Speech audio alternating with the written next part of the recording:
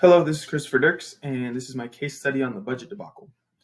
So, to summary and establish the facts, at Briardale Elementary School, it's one of 6 elementary schools in the district. It's got a diverse enrollment and about 600 students.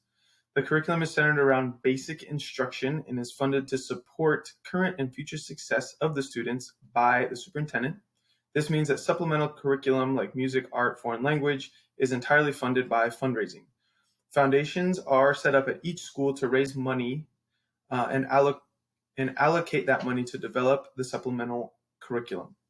A parent representative usually serves as the president to advocate for student development. The foundations, so a little bit more about the foundation. So typically, Mr. Santos, the school's principal, advocates for the recommendation made by the foundation on spending, but this year that decision has been turned over to the curriculum committee. The president of the foundation this year is a new parent to the district. He's a Harvard graduate, and it's Mr. Barley. He is in competition with another elementary school, as their president was a former fraternity brother at Harvard. He wants to run a similar fundraiser to what they ran in college to help support school improvement and student development. It's a raffle for cash fundraiser that raised almost $100,000 in college.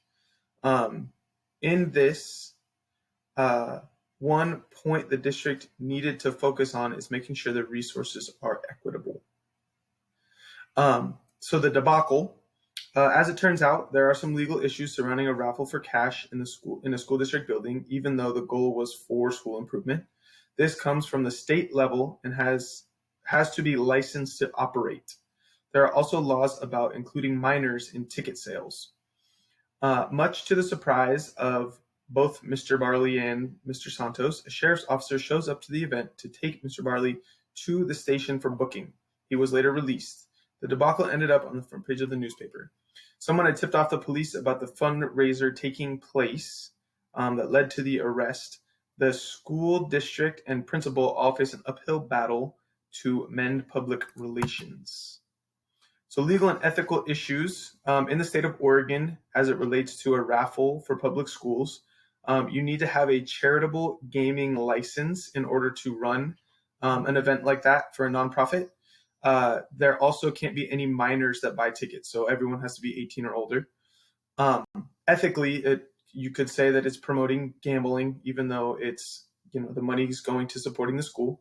And I think there's also a greater chance for theft because it's a lot of cash exchanging hands. And throughout this course, we've learned that having cash available, theft is more likely when there's opportunity. So in order to improve and develop the Briardale Elementary School with new innovative supplementary curriculum, Mr. Barley, the new foundation president, attempts to do a raffle for cash fundraiser that ends up getting him into legal trouble and negatively affecting the school. The reason I have that image there is innovative supplementary curriculum could be something like virtual reality. So he's really, I believe that his heart is in the right place. He's trying to make money for the school, even though there's a little bit of this competition on the side. But it ends up he doesn't cover all of his bases and gets in trouble.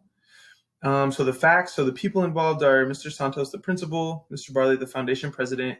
The curriculum committee chair is a veteran teacher who has been there for a while. The superintendent assigned funds for the basic instruction. The police officer receives information of legal issues with the fundraiser. Mr. Barley's rival at the other school, there's some allusion to that being who tipped off the fundraiser. Could be the informant. That's the next one. The families and students are affected anytime that there's money involved in a school district. We've learned that throughout this course. The elementary school is involved as a place. Diverse community, 600 enrollment. Fundraises for supplementary curriculum, and it's a public school. The other elementary school is also a location, a place that's involved. Similar statistics at that school. We've already talked about the rival of the friend, the former fraternity brother. They have a history. They both wanted to be president of the fraternity, so it kind of goes back. Programs, so the foundations, they're set up at each school for fundraising. The supplemental material only happens with fundraising. Basic instruction curriculum is a program that is supported by the superintendent. The innovative curriculum is the driving factor behind the fundraising. In the Oregon Department of Justice, so if this all took place in Oregon, which if I was Mr. Santos, this would be in Oregon. It controls charitable gaming in the state, and there are some programs in place to do that appropriately. So prioritizing information, the decision made by the case study could be damaging to the stakeholders. Not only was the law involved, the battle to regain trust, it will be a tall task for the school. A lot of the information that we've processed through this course, we've seen that the public is not quick to to receive apologies from school districts when their taxpayer dollars are involved. So that's going to be some work. The curriculum committee, the foundation, and the principal all face challenges as a result of the outcome of the fundraiser. While all stakeholders are involved to an extent, it seems like more collaboration could have been done, like consulting the police, making sure we're covering all our bases. There's more to be learned about the situation. Why was the fundraiser successful before? Why will it work here? What are we infringing? Or are we infringing on any state, local, or federal laws? Some of this could be known before. Some of it's important to find out now. Knowing what we do in this situation, I think there can be a decision made based on intent. At this point, we need to turn focus to make sure that the students have the curriculum they need to develop, as relationships with will be a battle with public relations. Options. So option one, we can continue to fundraise in a climate that most likely lost trust in our school. This would mean evaluating current public relations and making a data-informed decision before executing a new fundraiser. We can stop all fundraising efforts and cut our losses and focus on developing what we can with what we have. Or we can refund all donations given for the fundraiser to mend our public relations, then organize a new fundraiser to meet our minimum amount needed for a basic program function. So just basics, like bare bones of the innovative, supplementary curriculum. Evaluation, so continuing to fundraise. The cons are asking may further public frustrations. Focus on now versus the future. So yeah, we might have enough money for this year, but the future could be in jeopardy. Pros, it may get enough to continue or expand what we're doing with supplemental curriculum. Today's students will benefit. Option two is use what we have. So cons there, we might not have enough money to run our program. It could create a multi-year hole in programs and hurt future well-being of adults and students because we would have to kind of regenerate those funds and start over. Pros, we potentially save a little bit of the relationship with the public. And we would still have the basic curriculum from the district. The refund option, the cons there, we will not have any money to use this year. Programs will be stripped to bare bones. Asking for money after the debacle is a con. Pros, we still have the trust of the community. It looks more like a mistake and less like we're being dishonest with funds.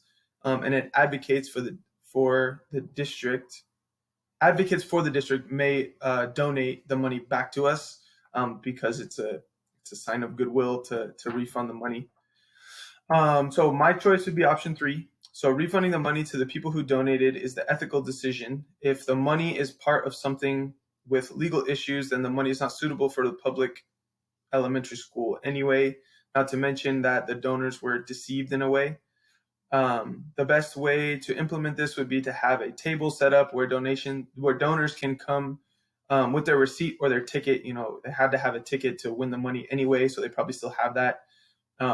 We can check numbers if we need to, but they can get their money back. The foundation would then need to organize another fundraiser with the goal to continue the basic supplementary curriculum. The new fundraiser would be more inclusive as far as planning goes, and should be more data informed now that we saw how poorly that can go. Of course, if the stakeholders wanted to donate their money back, they can. Implementation. So we would have to contact parents and community members to explain the situation without pointing fingers. Plan and organize a refund night or week. This would include locations where people can return tickets for money. Creating a fundraising team to include the foundation, teachers, bookkeeper, myself, and volunteer parents.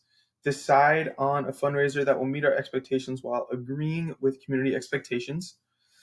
After the fact, develop a written policy surrounding fundraising and more specifically who needs to be included on mass fundraisers.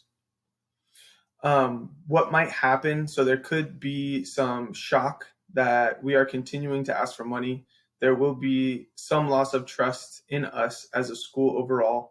This will take time to heal. Overall, I think that there's a strong possibility to have student development continue with the programs they need, and that is the important part.